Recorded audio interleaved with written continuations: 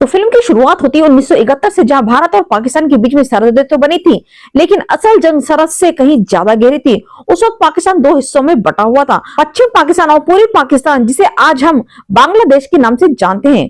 पूर्व पाकिस्तान के लोग अपनी भाषा, अपने हक और अपनी पहचान के लिए लड़ रहे थे, लेकिन वहां की आवाज को बंदूक से दबाया जा रहा था। तब पाकिस्तानी सेना ने अपने ही लोगों पे जुल्म करना शुरू कर दिया, गांव जला दिए, औरतों पर अत्याचार हुआ, लाखों लोगों की जान बचाकर भारत की सीमा में शरण लेने के लिए मजबूर हुए। अब हमारे भारत देश के लिए सिर्फ पड़ोसी देश का मामला नहीं था, ये इंसानियत का सवाल बन चुका था। एक तरफ लाखों लोग शरणार्थी का बोझ, दूसरी तरफ सीमा पर बढ़ता खतरा, और पाकिस्तानी कभी नहीं चाहते थे कि भारत बांग्लादेश की मदद करे। इसी कारण से पाकिस्तान ने भारत पे कई हमले किए। तो कहानी के केंद्र में lieutenant colonel Fateh Singh Keller, जो कि पंजाब फौजी के साथ साथ एक मार्गदर्शक भी हैं।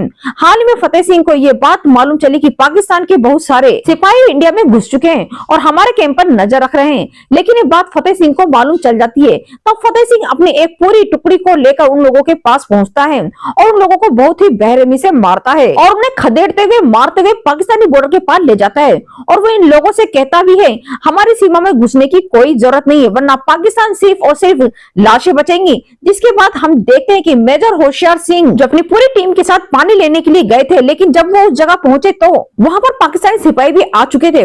और जब इन दोनों को आमना सामना हुआ तो दोनों ने ही एक दूसरे के ऊपर गन तान दी थी। लेकिन होशियार सिंह यहाँ पर डरे नहीं, बल्कि उनसे कहते हैं कि इस नदी में कुछ दूरी पर ही हमारे बहुत सारे सिपाही हैं, और अगर तुम हमें गोली मारकर यहाँ से भागोगे तो वो लोग तुम्हारे पिछवाड़े पे इतनी गोली मारेंगे, इतनी गोली मारेंगे कि तुम पादोगे कहाँ से और हगोगे कहाँ से, इसके बारे में तुम खुद जान पहचान नहीं कर पाओगे। होशियार सिंह की सारी बातें सुनने के बाद पाकिस्तानी सिपाही पूरी तरीके से डर जाते हैं। अब नदी को पार करते हुए होशियार सिंह उनके पास जाता है और उन्हीं में से एक सिपाही उनसे पूछता है, आखिरकार तुमने कितने दिन हुए हैं आर्मी में हाई हुए? तो बताते हैं कि 3 महीने। ये सुनकर होशियार सिंह कहते हैं कि तुम्हें नहीं सिखाया गया कि जब सामने कोई मेजर खड़ा हो तो सैल्यूट करना चाहिए। तब वो सारे सिपाही जो है होशियार सिंह को सैल्यूट करते हैं और ये फौरन ही चले जाते हैं। हमें यह मालूम चलता है कि नदी के कुछ ही दूरी पर होशियार सिंह के कोई भी सोल्जर मौजूद नहीं थे, बल्कि होशियार सिंह ने उन्हें बेवकूफ बनाया था। जिसके बाद हम देखते हैं, यानी सीन चेंज हो जाता है। निर्मलजीत सिंह सिखों को, जो कि एक जांबाज ऑफिसर है और अपना बड़े ऑफिसर से कह रहा था कि एक दिन जब उसे मौका मिलेगा दुश्मनों से लड़ने के लिए तो वो अकेले ही बहुत सारे दुश्मनों को मार गिराएगा और जब देश पे आएगी तो वो जान देने के लिए एक बार भी नहीं सोचेगा। जिसके बाद हम नेवी कमांडर एमएस रावत को देखते हैं, यानी सीन चेंज हो जाता है।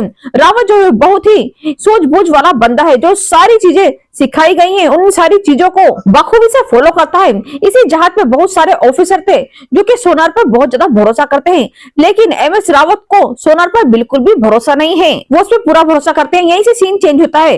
जब होशियार सिंह अकेले चुपचाप बैठे हुए थे तभी उसे अपने ट्रेनिंग के दिन याद आ जाते हैं। तब कहानी जो थी 1961 के नेशनल वॉर एकेडमी में शिफ्ट हो जाती है, जहाँ हमें 3 जिगरी दोस्त दिखाए जाते हैं। मतलब कि होशियार सिंह, सिखों और एमएस रावत की जब शुरुआत में जब ये लोग मिले थे तो ये अच्छे दोस्त नहीं बन पाए थे, बल्कि इनके बीच में काफी तगड़ा कंपटीशन चलता था। और तो और कौन किसको सैल्यूट करेगा, इसी बात पर इनकी बहस चलती रहती थी और हमेशा कंपटीशन करते रहते थे एक दूसरे से। इसी वजह से कंपटीशन तो चलता रहता था, पर इन तीनों दोस्तों के बीच में रावत हमेशा पिस जाता था।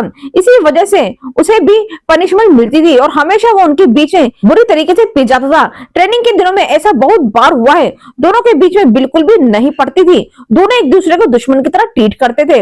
ये बात फतेह सिंह को बिल्कुल भी अच्छी नहीं लगती थी कि हमने तीनों सेना के जवानों को यहाँ पर ट्रेनिंग करने के लिए इसलिए भेजा ताकि उनके बीच में तालमेल बिठा सके, लेकिन ये लोग तो आपस में ही लड़ के मर रहे हैं। इसी वजह से उन्हें हमेशा पनिशमेंट मिला करती थी दूसरी तरफ। यानी कि यहाँ से सीन चेंज हो जाता है और हमें फतेह सिंह का बेटा, जिसका नाम अंगद सिंह है और वो भी आर्मी में जाना चाहता है, लेकिन फतेह सिंह की पत्नी मतलब कि अंगद की माँ इसके सख्त खिलाफ है। वो नहीं चाहती कि अंगद जो है कि वो आर्मी में जाए, लेकिन अंगद कहता है कि वो भी देश की रक्षा करना चाहता है, देश की सेवा करना चाहता है। पिताजी की तरह बहादुरी के किस्से हर जगह फैले हुए हैं और वो भी चाहता है कि वो देश की सेवा करे और ऐसा ही कुछ काम करे, उसके पिताजी को भी प्राउड फील हो। पर अंगद ने बिल्कुल भी अपनी माँ की बात नहीं मानी और उसने आर्मी के लिए ट्राई करना शुरू कर दिया और यहीं से सीन चेंज होता है। दूसरी तरफ हम देखते हैं कि एकेडमी सिखों और होशियार सिंह के बीच में अभी भी कुछ भी ठीक नहीं चल रहा है।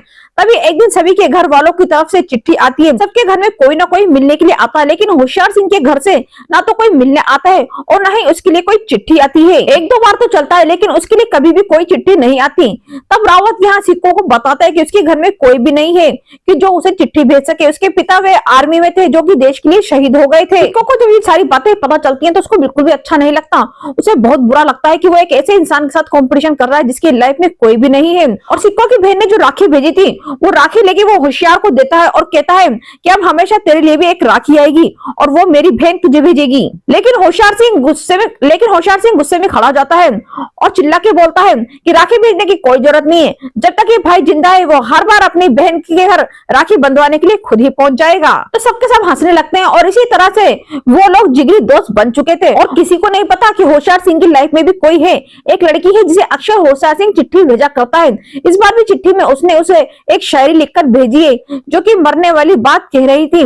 जब ये बात लड़की को घर वालों को मालूम चलती है तो लड़की के पिताजी होशियार सिंह से मिलने के लिए पहुंच जाते हैं और उनसे कहते हैं कि हमें तो लगा था कि तुम गुजर गए हो, चिट्ठी में तो कुछ ऐसा ही लिखा है। तब होशियार सिंह बताते हैं कि ये बस एक चिट्ठी है और उसने बस अपनी शायरी कही है। तब लड़की के घर वाले हंसने लगते हैं और बोलते हैं बहुत साल हो चुके हैं, अब तो लड़की को अपने साथ ले ही जाओ। ये बात सुनने के बाद शिखर और रावत बहुत ज्यादा हैरान थे कि आखिरकार भैया ये मामला क्या है या चल क्या रहा है। तब ये होशियार सिंह बताता है कि दरअसल मेरे साथ कुछ अजीब चीजें हुई हैं। तो दादी के साथ एक गांव घूमने के लिए गया था। दादी ने कहा था कि लड्डू खाने के लिए चल रहे हैं, लेकिन उसे नहीं मालूम था कि लड्डू उसी की शादी के थे, जबकि होशियार सिंह सिर्फ और सिर्फ 7 साल का था। और अब इसी वजह से होशियार सिंह को लड़की को लेकर अपने घर आना है, क्योंकि होशियार सिंह की शादी तो 7 साल की उम्र में हो चुकी थी। और अब होशियार सिंह गाँव पहुंचता है, वहां जाकर वो अपने ससुर जी के सबसे पहले पैर पड़ना और उनके आशीर्वाद लेने का काम करता है। लेकिन जब तक यहाँ कोई नहीं है तो धनमंत्री होशियार सिंह के पिता की आर्मी की वर्दी के पैर छूती है और उनसे आशीर्वाद लेती है। ये देखकर होशियार सिंह को बहुत अच्छा लगता है और इसी के साथ दोनों साथ साथ रहने लगते हैं। होशियार सिंह को जब भी छुट्टी मिलती है वो भागा भागा घर आता है और कुछ दिनों बाद उन्हें खुशी खबरी मिलती है कि मतलब कि भाई तीसरा मेहमान आने वाला है घर में। और यहीं पे सीन चेंज हो जाता है। जब रावत और होशियार सिंह शिखर के घर पे जाते हैं तो शिखर की बहन उन्हें राखी बांधती है। तब रावत और होशियार सिंह को पता चलता है कि शिखर किसी को पसंद करता है। उन्होंने फोटो भी भेजी, लेकिन शिखर जो है वो उसको देखने के लिए भी तैयार नहीं है। अब रावत और होशियार शिखर के लिए एक प्लान बनाते हैं। जब शिखर यहाँ पर आएगा तो उसे कहेंगे कि ये फोटो जो है ना उस लड़की के वापस कर देना, क्योंकि उन्हें लोगों ने मना कर दिया है।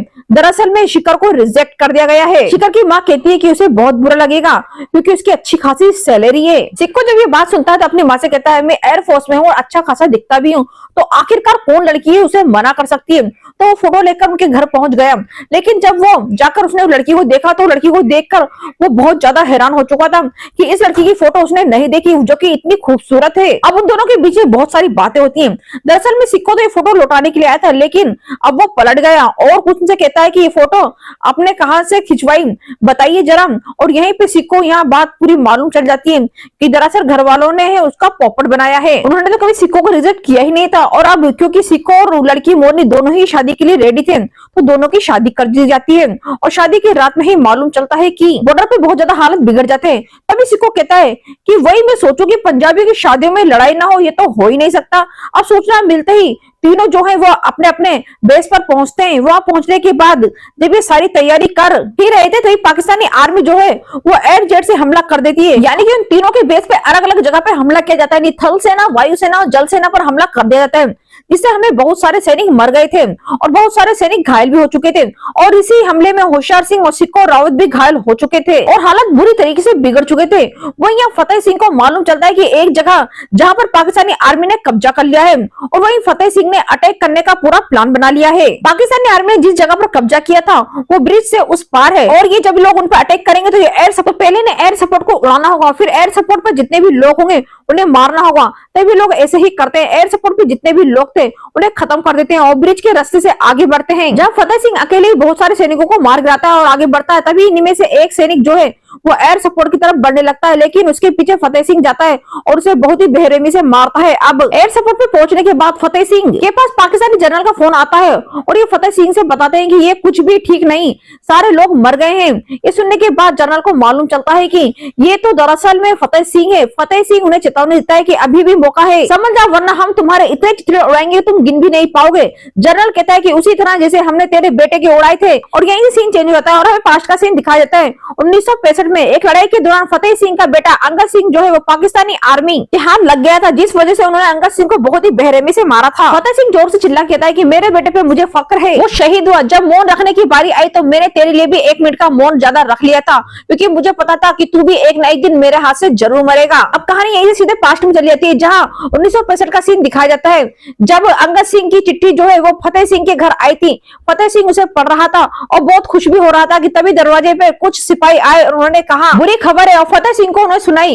ये सुनने के बाद फतेह सिंह बहुत ज्यादा बुरा लगा।